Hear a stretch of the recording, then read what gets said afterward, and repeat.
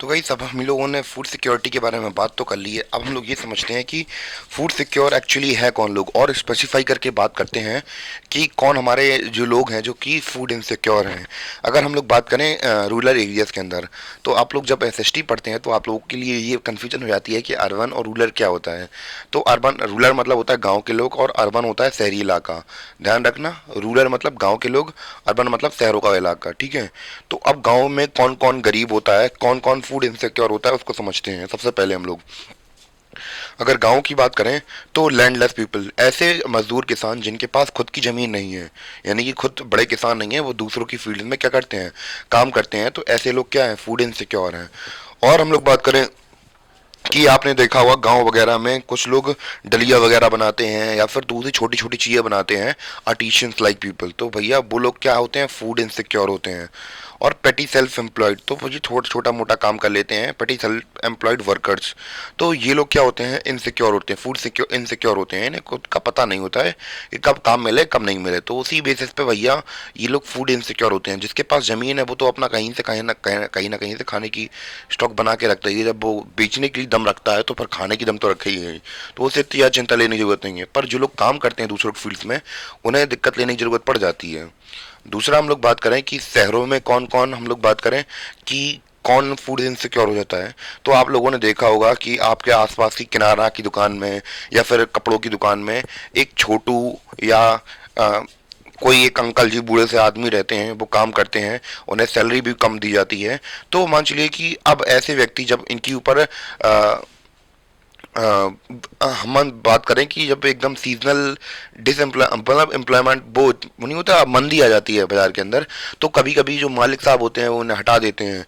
और अब भैया जब उनके पास जॉब नहीं है तो वो खुद इन्हें एक दिन का 300 रुपये या 200 रुपये मिलता है। और एक तो जो मालिक होता है, एक तो अकड़ दिखा के काम करता है उनसे। दूसरी बात, एक तो देखो इज्जत तो मिलती नहीं है उसमें, और दूसरी बात ये है कि उन्हें पैसा बहुत कम दिया जाता है। तो उन्हें पैसा कम दिया जाता है, तो और जब एकदम से नौकरी से निकल जाए फिर तो उनके पास खाने का वांदे ही लग जाते हैं। और वही वहाँ पे लिखा है, worker employed in ill paid work, casual and seasonal labour. Seasonal labour होती है, सीजन भर काम चलता है तो ठीक है, वरना सीजन खत्म, बस फिर काम खत्म हो जाता है। और आपकी जो बुक्स है एनसीईआरटी, इसमें दो लोग कहानी दी गई है। एक राजू कहानी दी गई है और एक अहमद की कहानी दी गई है। राजू कहानी एक गांव की, रूरल गांव की कहानी के बारे में बेस्ड है कि कैसे कैसे ये खेती किसानी काम करता रहता है, और इसके पास खुद की लैंड तो है नहीं तो भैया, और इसकी जो वाइफ है वो भी काम करती है, और मुश्किल से इन्हें जब सीज़न होता है तब तक तो ठीक चलता है। अब सीज़न ख़त्म हो जाता है तो दूसरे बहुत काम भी करने पड़ते हैं। फिर भी दो वक्त की रोटी जुटा पाना बहुत मुश्किल हो जाता है इनके लिए। और अर्बन में यहाँ पे अहमद की स्टोरी दे दी गई है। अहमद बेंगलुरु में हाल कल शिफ्ट, मतलब हाल ही में शिफ्ट हुए हैं। ये झुग्गी झोपड़ी में रहते हैं, शहरों में पता है झुग्गी झोपड़ी होती हैं, वहाँ पे इनके पास एक राशन कार्ड है, और फिर भी ये अपना दो वक्त की रोटी बहुत मुश्किल से इकट्ठा कर पाते हैं। तो ये लोग हमारे कौन थे, फूड इनसिक्योर पीपल हैं, जो कि जिन्हें हम लोग बात करें कैलेमिटी के दौरान या फिर बिना कैलेमिटी की भी बहुत सारी दिक्कतें सामने मतलब सामना करना पड़ता है, जब ऐसी सिचुएशंस आती हैं जो कि असहनीय होती हैं या फिर नेचर के खिलाफ होती हैं। ठीक है। आई थिंक इतना क्लियर हो गया होगा, तो प्लीज़ जल्दी से जल्दी नोट्स उतार लीजिए, फिर मैं आगे कराऊँ फिर। और हम लोग ये भी समझते हैं और कौन फूड इनसिक्योर पीपल होते हैं। तो जैसे हम लोग इंडिविजुअली लेवल पर या फिर स्टोरी के बेसिस पर हम लोगों ने ये समझ लिया कि कैसे कैसे लोग फूड इनसिक्योर होते हैं। जो लोग तो कम कमाते हैं वो तो फिर बात अलग ही है, पर समाज भी एक बहुत बड़ा रोल अदा करता है कि फूड इनसिक्योर कौन होंगे। तो सोशल कंपोजिशन, समाज की कंपोजिशन हम लोग बात करें कि ये लोग भी, इनके पास भी ये भी फूड्स इनसिक्योर होते हैं, ये भी इनेबल होते हैं कोई भी सामान खरीदने के लिए। जैसे S Ts, O B Cs और एस सीज की बात करते हैं हम लोग, तो हम लोग पुराने समय से देखते आ रहे हैं। एक बात कहूँ मैं आपसे कि अगर आप लोग हिस्ट्री के छात्र हैं, अगर आपको दिलचस्पी है हिस्ट्री पढ़ने में, तो आप लोग इतिहास में पढ़ेंगे कि भले ही हम लोग लोग कहते हैं कि भारत देश में हिंदू राजा बहुत अच्छा राज करते थे, ये करते थे वो करते थे, या फिर पुराने राजा बहुत अच्छे राज करते थे। अगर हम लोग मौर्यन एरा की बात करें, हर्षवर्धन की बात करें, या फिर गुप्ता एरा की बात करें, और मुगल एरा की बात करें, या फिर ब्रिटिशर्स की बात करें, तो सबसे ज़्यादा अगर आप लोग देखेंगे इनक्वालिटी आपको देखने को मिलती है। अंग्रेजों ने तो 200 साल राज किया, मुगल्स ने 300 400 साल राज किया, ठीक है। पर जो हिंदू राजा महाराजा थे ये हजारों सालों से राज करते आए हैं हमारे देश के ऊपर। पर आप लोग कास्टिज्म के जो एविडेंसेस हैं वो हजारों सालों से भी ज़्यादा के हैं। यानी कि अगर हम लोग बात करें अपर कास्ट के जो लोग थे वो लोअर कास्ट के लोग को हमेशा दबा के रखते थे और लोगों को गांव से बाहर रखते थे। तो ये कंडीशन है इंडिया की। अगर बात पे अगर आप उतरते हैं कि कैसे जो ब्रिटिशर्स या फिर मुसलमानों ने या फिर मुस्लिम्स ने या फिर जो टर्किश बाहर से आए, अरेबिक रूलर्स आए या फिर अफगानी रूलर्स आए, तो उन्होंने एक्सप्लॉइट किया है, नहीं आप लोग गलत हैं।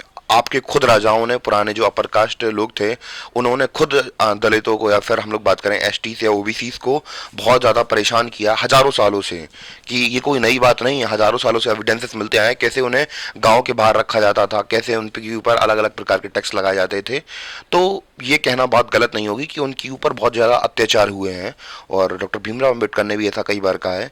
और इसीलिए इन लोग के ये लोग कैसे जाते हैं, फूड इनसिक्योर हो जाते हैं। क्योंकि भैया जो समाज में इन्हें इज्जत तो वैसे ही कभी नहीं दी है, और कुछ उनके साथ अच्छा होता है तो लोग पहली डंडा लेके खड़े हो जाते हैं कि इनके साथ ऐसा क्यों हो रहा है, हमारे साथ ऐसा क्यों नहीं हो रहा है। तो भैया आपके पूर्वजों ने लूटा है, तो एक तरीके से उन्हें स्टेबल तो होने दो कम से कम। People affected by natural disaster those who migrated. तो अब भैया अफेक्टेड होते हैं कैसे भैया, अब इसका एग्जाम्पल दूं मैं, इसका बहुत बढ़िया माइग्रेटेड पीपल का तो सबसे बड़ी एग्जाम्पल था मेरे पास। अगर आप लोग इंस्टाग्राम चलाते हैं तो आप लोग देखते होंगे कैसे एक लैंग्वेज को लेकर बहुत ज़्यादा इशू बनाया जा रहा है। तो अब कुछ स्टेट इंडिया के ऐसे हैं, मंचली स्टार्टिंग में तो ठीक ठाक थे, स्टार्टिंग में तो थे ही नहीं, और मतलब एक टापू जैसा था वहाँ पे। और बाद में धीमे धीमे जब लोग डेवलप होने लगे तो फिर लोग अपने आप को पता नहीं है क्या समझने लगते हैं, और सर ये पॉलिटिकल एजेंडा हो तभी सही है, वरना फिर लोग अब दूसरे स्टेट से एक दूसरे स्टेट में जाते हैं तो लिटरली आप लोग देखेंगे कि तमाचे मार देते हैं, हमारी भाषा बोलिए। तो जैसा कि हमें पता है कि एक इंडिया एक डाइवर्स कंट्री है, और इसके अंदर अलग अलग प्रकार की भाषाएं बोलने वाले लोग हैं। पर जब एक इंसान दूसरे स्टेट में जाता है काम करने के लिए, तो वहाँ पे लोग उसे डिस्क्रिमिनेट करते हैं, कहते हैं हमारी भाषा में बोल। ये कोई अच्छा तरीका नहीं होता भाई। इंडिया का पार्ट है तो आपको भी पता है कि इंडिया के अंदर बहुत सारी भाषाएं बोली जाती हैं। तो आप किसी पर्टिकुलर लैंग्वेज को लेकर इशू बनाएंगे, वो तो अगला बंदा यार घर वालों के लिए अपने, कि उसके लिए घर के लिए मतलब उसके मम्मी पापा लाचार होंगे या उसकी माँ विधवा होगी तो बेचारे की बेटे की आस में लगी होगी कि हाँ बेटा कुछ कमा के लाएगा, पर जो आप बिहेवियर उसके साथ कर रहे हैं वो कुछ अच्छा बिहेवियर नहीं है। तो जो माइग्रेटेड पीपल होते हैं उन्हें बहुत ज़्यादा दिक्कत होती है, क्योंकि भैया उन्हें सर्च करनी पड़ती है जॉब के लिए, और ऊपर से लोगों की गालियाँ सुननी पड़ती हैं, जैसा कि मैंने आपको बताया, pregnant women, nursing mother and small children. तो ये लोग क्या होते हैं, सबसे ज़्यादा फूड इनसिक्योर होते हैं कि अब बच्चा तो उठ के बोलने वाला है नहीं कि भैया मुझे खाना दे दीजिए, तो उसका ध्यान रखना पड़ेगा। तो ये लोग ज़्यादा फूड इनसिक्योर हमें मोटे मोटे लेवल पर देखने को मिलते हैं। और अब हम लोग बात करने वाले हैं कि कौन कौन से राज्य हैं, यानी कि ऐसे कौन कौन से क्षेत्र हैं जहाँ पे फूड इनसिक्योरिटी ज़्यादा लेवल पर हमें देखने को मिलती है। क्लियर?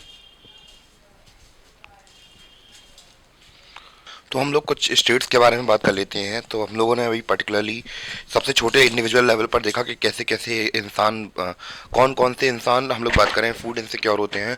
फिर हमने सोसाइटी के लेवल पर देखा। हम लोग थोड़े बड़े पर्सपेक्टिव में देखते हैं कि स्टेट वाइज देखते हैं कि कौन कौन से स्टेट हम लोग बात करें फूड के तौर पर, फूड के लिए हम लोग फूड इनसिक्योरिटी के लिए वनरेबल हैं। तो हाई इन सम स्टेट्स जो कि कैसे इकोनॉमिकली बैकवर्ड हैं, तो जहाँ पे पैसे को लेकर मंदी चलती है, तो ऐसे स्टेट के अंदर हम लोग बात करें लोग फूड इनसिक्योर ज़्यादा हमें देखने को मिलते हैं। जैसे कि हम लोग बात करें कौन कौन से उत्तर प्रदेश हैं, सर ये मैंने कहा कौन कौन से राज्य हैं ऐसे, उनके बारे में बात कर लेते हैं हम। तो सबसे पहले हम लोग बात करते हैं उत्तर प्रदेश के बारे में। इसके ईस्टर्न और साउथर्न ईस्टर्न पार्ट में हमें क्या देखने को मिलता है, काफ़ी पॉवर्टी देखने को मिलती है, और यहाँ पे फूड इनसिक्योर लोग हैं झारखंड, बिहार, उड़ीसा, वेस्ट बंगाल, छत्तीसगढ़। तो ये और कुछ पार्ट मध्य प्रदेश के और महाराष्ट्र के भी कुछ पार्ट। और यहाँ पे हम लोग देखते हैं कि ज़्यादा से ज़्यादा लोग कैसे हैं, फूड इनसिक्योर लोग हैं। ठीक है, भले ही आप लोग देखते होंगे कि इन राज्यों की जो जीडीपी है वो ताबड़तोड़ है, पर हम लोग बात करें यहाँ पे फूड इनसिक्योरिटी भी ज़्यादा देखने को मिलती है। इवन कि हम लोग बात करें कि जो जो इनकम वो इनकम इनइक्वालिटी होती है वो अगर इंडिया में अगर देखा जाए तो बहुत ज़्यादा है। जैसे कि मान चलिए एक इनकम इनइक्वालिटी क्या होती है इसको समझ लेते हैं। जैसे एक कोई जगह है, ठीक है, तो एक राज्य एक एक एक परिवार में 5 लोग हैं, ठीक है, तो इसके पास मान चलिए कि 100% वेल्थ है, पूरे 5 लोगों के बीच में इक्वल इनकम इक्वालिटी ये होती है कि सबके पास बराबर बराबर वेल्थ होनी चाहिए। पर हमारे यहाँ पे इनकम इनक्वालिटी कैसे है, जैसे मान चलिए इसके पास है 97%, अब जो वेल्थ है वो इसी के पास है, केवल छोटे वाले के पास में है 97% वेल्थ, 100 में से 97 इसके पास में है, इसके पास में आधा है, इसके पास में आधा है, मतलब हाफ। अगर हम लोग बात करें कि एक तरीके से मान चलिए कि इसे एक ही एक दे देते हैं, इसके पास एक है, इसके पास एक है, 97 इसके पास है, 97, 98, 99 और आधा इसके पास है, आधा इसके पास में है। तो ऐसे करके हमारे यहाँ पे देश के अंदर इनकम इनइक्वालिटी देखने को मिलती है कि कुछ लोगों के पास में इतनी ज़्यादा अता संपत्ति है और कुछ लोगों के पास में इतनी संपत्ति भी नहीं है। इवन की अगर हम लोग बात करें कि उत्तर प्रदेश और महाराष्ट्र की, तो ये तो भैया टॉप रैंकर्स हैं अगर जीडीपी के मामले में देखा जाए स्टेट वाइज पे। तो ये कंडीशन है स्टेट्स की। तो हम लोग अब बात कर लेते हैं हंगर के बारे में। तो हंगर भी एक तरीके से हम लोग कह सकते हैं, दूसरा हम लोग बात करें इंडिकेटिंग फैक्टर है फूड सिक्योरिटी का, कि किसी क्षेत्र में कितने लोग भूखे रहते हैं, तो उससे भी पता चलता है कि पोवर्टी है या नहीं है। ठीक है, तो अगर हम लोग बात करें कि the attainment of food security involves eliminating current hunger and reducing the risk of future hunger. तो बस फूड सिक्योरिटी के अंदर हमारे लिए ये भी इम्पोर्टेंट हो जाता है कि जो अगर हम लोग बात करें लोग किसी भी क्षेत्र में भूखे सो रहे हैं तो उनकी जो भूख है उसको ख़त्म किया जाए, और आगे की जो फ्यूचर की भूखे हैं तो उनको ख़त्म करना, एक चीज़ इनसे मतलब सिक्योर करना कि भैया अगला व्यक्ति भूखा ना मरे। और हंगर भी भैया हमारी अलग अलग प्रकार की होती है। तो अगर हम लोग हंगर की बात करें तो जैसे कि आपको पता होगा कि एक तो होती है न्यूट्रिशन फूड और एक होती है काम चलाऊ फूड। जैसे कि आपको पता है कि जब हम लोग लंबे समय तक जैसे कि जो लोग शहर में काम करते हैं उन्हें पता होगा, जिनके अपने पेरेंट्स वगैरह से अलग रहते हैं, तो उन्हें न्यूट्रिशन फूड नहीं मिल पाता है क्योंकि वो बाजार चीज़ें खाते हैं। काम पे निकल गए, आप लोग के फादर वगैरह काम पे निकल गए, उन्हें खाना नहीं मिल पाया तो उन्हें समोसे खा लिए, शाम के पेटीज खा लिए। अब भैया नहीं था खाना, आपका इतना टाइम भी नहीं था, तो शॉर्ट में फास्ट फूड या जंक फूड खा लेते हैं। तो फिर उन्हें लंबे समय तक के लिए जब न्यूट्रिशन फूड नहीं मिल पाते हैं तो उन्हें बहुत सारी बीमारियां होने लगती हैं। तो फिर उससे जैसे बोलते हैं जब लंबे समय तक के लिए वो बेनिफिशियल फूड नहीं मिल पाता है, या फिर हम लोग बात करें न्यूट्रिशियस फूड नहीं मिल पाता है उस क्वालिटी या क्वांटिटी में, तो फिर उन्हें क्रॉनिक हंगर कैटेगरी में आ जाते हैं। तो हंगर के भी दो टाइप्स हैं, दो डायमेंशंस हैं, एक तो हमारी क्रॉनिक हंगर, दूसरी है सीजनल हंगर। तो इन दोनों एस्पेक्ट को भी समझ लेते हैं हम लोग। अब थोड़ा बहुत हम लोग क्रॉनिक हंगर और सीजनल हंगर के बारे में डिटेल से समझ लेते हैं। तो क्या होता है क्रॉनिक हंगर और सीजनल हंगर, इनको बहुत डिटेल समझते हैं। तो क्रॉनिक हंगर की अगर हम लोग बात करें तो chronic hunger is a consequence of diet persistently inadequate in terms of quality और क्वांटिटी। तो लंबे समय तक जब हमें एक गुड मील नहीं मिल पाती, जैसे कि हमने अभी थोड़ी पहले बताया कि जैसे कि आपके पेरेंट्स वगैरह रहते होंगे जो कि बिजी शहर में काम करते हैं, सेल्समैन वगैरह का या फिर जैसा भी काम करते हैं, तो फिर उन्हें समय नहीं मिल पाता है खाना खाने के लिए। मैं उनकी बात नहीं कर रहा जो कि गवर्नमेंट जॉब करते हैं, मैं उनकी बात कर रहा हूँ जो लोकल में थोड़ा बहुत जो बहुत ज़्यादा रिच नहीं होते हैं, वो थोड़ा बहुत काम करके अपना घर का गुजार चला रहे होते हैं। तो उन्हें जो कुछ खाने के लिए मिलता है तो वो खा लेते हैं, या फिर उन्हें हम लोग बात करें क्वालिटी वाला खाना कैसे नहीं मिलता है। जैसे कि अब मान लीजिए दोपहर में भूख लग रही थी तो 2 समोसे खा लिए उन्होंने, पर उन्हें भूख तो मिट गई, पर क्या वो न्यूट्रिशियस फूड था? क्या लंबे समय तक के लिए वो उन्हें सर्वाइव करने में हेल्प कर पाएगा? तो हम लोग बात करें कि जो पुअर पीपल होते हैं वो क्रॉनिक हंगर से गुजरते हैं, क्योंकि भैया because of their low income, क्योंकि उनके पास इतना पैसा नहीं होता है कि वो क्या कर सकें, अपने सर्वाइवल के लिए एक अच्छा क्वांटिटी में फूड खरीद सकें। जैसे कि आप लोगों अगर कुछ बहुत ज़्यादा बैकवर्ड गांव में जाए तो वहाँ पे लोगों के लिए, जैसे कि हम लोग शहरों में दिए जलाते हैं, उनके पास रोटी में या सब्जी में डालने के लिए भी तेल नहीं होता है। दिस इज़ अ रियलिटी, ये कोई मजाक की बात नहीं है कि ऐसा नहीं होता है। लिटरली ऐसा होता है कि लोगों के पास एक वक्त का खाना जुटाने के लिए पैसे नहीं होते हैं। तो ये वास्तविकता है दुनिया की। ठीक है, तो ये क्या होती है, क्रॉनिक हंगर होती है। दूसरी होती है अपनी सीजनल हंगर। तो सीजनल हंगर क्या होती है ये भी समझते हैं। Seasonal hunger is related to cycle of food growing and harvesting. This is prevailed in rural areas. तो रूरल एरिया में ज़्यादातर चलती है because of the seasonal nature of agriculture activities and in the urban areas because of casual labour. तो हम लोग बात करें कि अब जो एग्रीकल्चर होता है वो कुछ समय तक के लिए ही चलता है, तो इस वजह से वहाँ पे सीजनल हंगर हो जाती है, यानी कि उनके पास काम करने के लिए, या फिर हम लोग बात करें लेबर्स की बात कर सकते हैं कि उनके पास हमेशा काम तो होता नहीं है, तो एक पर्टिकुलर समय तक ही तो उनके पास काम होता है। और शहरों में अगर हम लोग बात करें कि जैसे हम लोग बात करें कोई मजदूर वगैरह है या फिर कोई जो लेबरी का काम करता है, तो जैसे बारिश का महीना आ जाता है तो बारिश के महीने में हमें भी पता है कि बिल्डिंग्स वगैरह नहीं बनती हैं, तो जो मजदूर व्यक्ति है वो बेचारा, अब उसके लिए काम काम करने के लिए पैसे भी तो होना चाहिए, अब मौसम ही उस हिसाब से नहीं हो रहा, तो उसमें अब व्यक्ति क्या करेगा, उसके लिए और कोई ऑप्शन ही नहीं बचेगा, क्योंकि बारिश जब तक चलेगी उसका काम चलेगी ही नहीं, क्योंकि कोई भी अगर कोई भी कंस्ट्रक्शन का काम डालेगा तो उसमें देखना पड़ेगा ना कि बारिश हो रही है नहीं हो रही है, भले ही उन्हें सुबह सीमेंट लगाया और शाम के सीमेंट बैच के चला जाए पानी में, तो इसका कोई मतलब थोड़ा ना बनेगा। तो इसलिए सीजन हंगर क्या है, सीजन के बेसिस पर सीजन साइकिल के वजह से उनके पास मतलब भूख हो जाती है, और क्रॉनिक हंगर तो मैंने बता ही दिया आपको।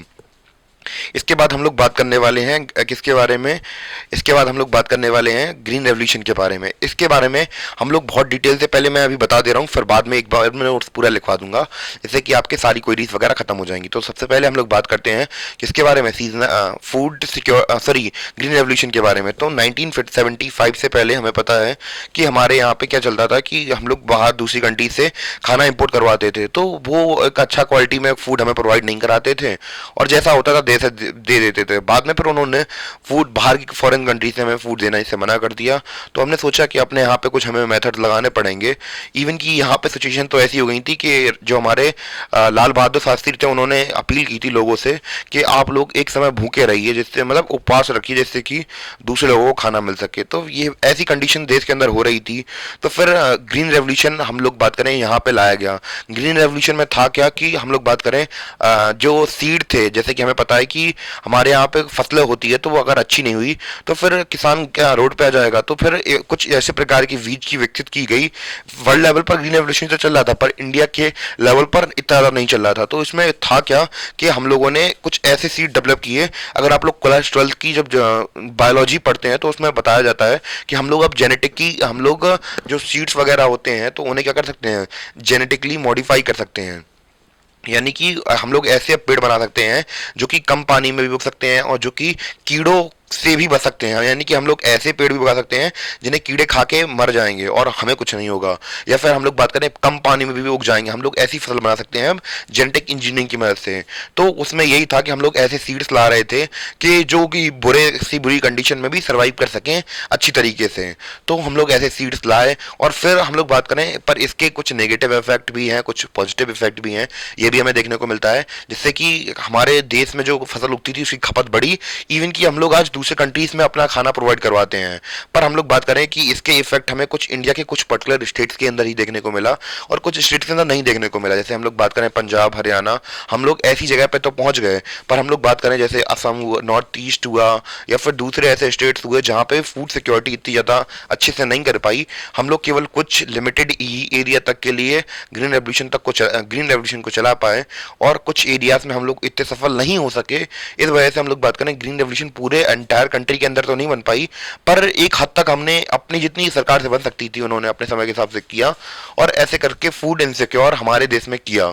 ठीक है, तो ये थी कहानी किसकी, ग्रीन रेवोल्यूशन की। तो ऐसे कैसे करके जो ग्रीन रेवोल्यूशन था वो हमारा चलाया गया। इसके बाद बहुत सारे इरिगेशन प्रोग्राम चलाए गए, जैसे कि नहरें बनवाई गई राजस्थान में, आपको पता होगा कि कैसे कैसे सीन चला। ठीक है, तो ये सारी चीज़ें उस समय पर हो रही थी, और इन सब के बारे में आप लोग पहले नोट बना लीजिए, फिर मैं उसके बारे में नोट्स और बनवा दूँ, फिर लिख लेना साथ में।